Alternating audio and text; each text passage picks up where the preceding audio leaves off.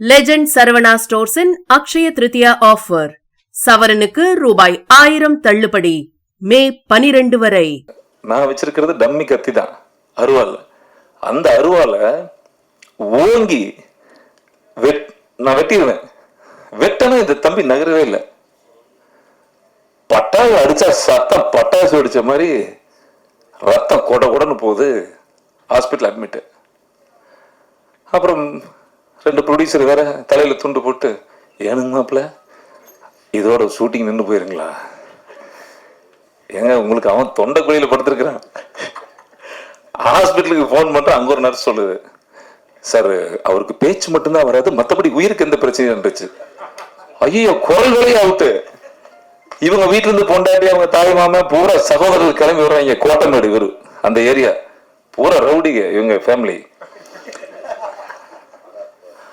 என்னடா இது, தொண்டை வேற வெட்டிட்டேன். இப்போ எனக்கு கை கால் ஓடல. கிளைமேக்ஸ்ல என் லைஃப்லயே முதல் முறை மன்சூர் அலிகான் நிறைய பேர்த்திட்ட சண்டை போடுறது சினிமால ரொம்ப கஷ்டம். ரியலா நிறைய அடி வாங்கியிருக்கிறேன் நான். ஆனா நான் யாரையுமே அடிக்கக்கூடாது. அடிக்கடி விஜயகாந்த் சார் சொல்லுவார், நம்ம அடிக்கும் போது அவனை பூ மாதிரி டச் பண்ணுண்டா, மேலேயே அடிக்கக்கூடாதுன்னு சொல்லுவார். நான் எப்பவும் அதை கவனிச்சுக்கிட்டே இருப்பேன். தம்பி நகராம ஆயிட்டாரு பட்டாருன்னு 16-18 தைலகன்னு 9 உங்க அசிஸ்டன்ட் கொஞ்சம் அதிகமா சொன்னார். அந்த ஆளு இருக்கட்டும், இல்ல பரவாயில்ல சொல்றாரு. அப்படி ஹாஸ்பிட்டல் அட்மிட்டுங்க. அன்னூர்ல பெரிய வசதி கிடையாது. அப்புறம் குரல் வராதுன்னு கன்ஃபார்ம் ஆயிடுச்சு. இப்போ கிளைமேக்ஸ் 7 நாள் எடுக்கணும். என்னடா பண்றது, ஷூட்டிங் பேக்கப்பா, என்ன பண்ணலான்னு ஒரே குழப்பம்.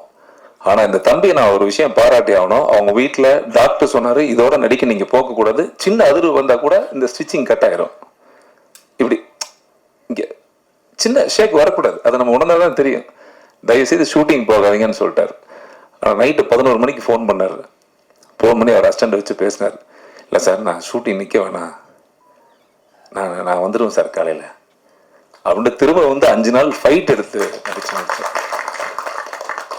ஆமாம், இது ஒரு இந்த படத்தில் எனக்கு ஒரு குற்றம் வந்துச்சு. நான் யாராவது ஒரு விஷயம் பண்ணிட்டேன்னா இது எந்த நடிகர்களும் எனக்கு நண்பர்கள் கிடையாது. எந்த நடிகர்களுக்கு பணம் கொடுத்து எடுக்கிற அளவுக்கு எங்கிட்ட பெரிய தயாரிப்பாளரும் கிடையாது. ஒரு கதைக்குத்தான் நடிகர்கள் அப்படிங்கிற மாதிரி தான் என்னைய நான் மிகவும் மதிக்கின்ற RK செல்வமணி அவர்கள் பொன் விலங்குல ஒரு புதுமுகமாக அறிமுகப்படுத்தினார்.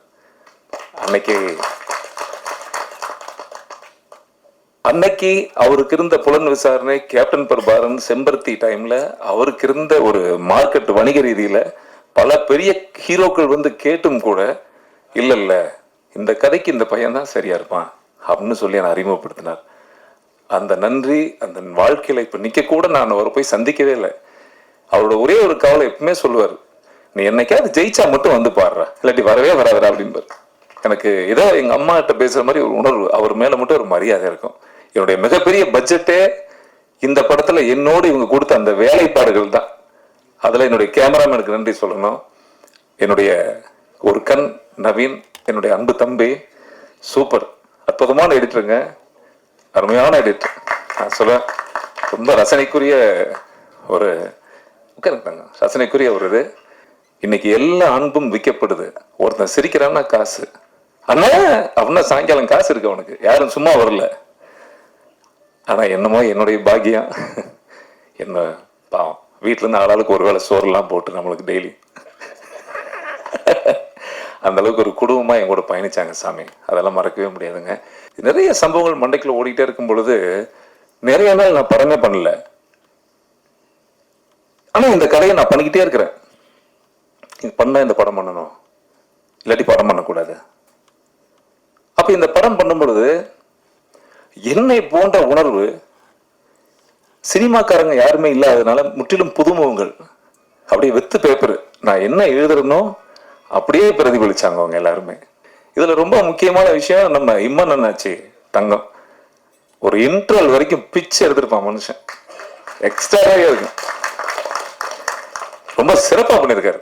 அவருடைய வேஷத்தை ஒத்த கண்ண காட்டுற ரத்த கண்ண காட்டுற ரத்த கண்ணீரை வர வச்சுட்டியடா இன்டர்வல்ல பாருங்க, என் தலைவன் தமிழ்நாடே கிளாப்ஸ் அடிக்கும். அப்படி ஒரு வேலையை பண்ணிருக்காரு. சூப்பர் தங்கம். தேங்க்யூ சாமி.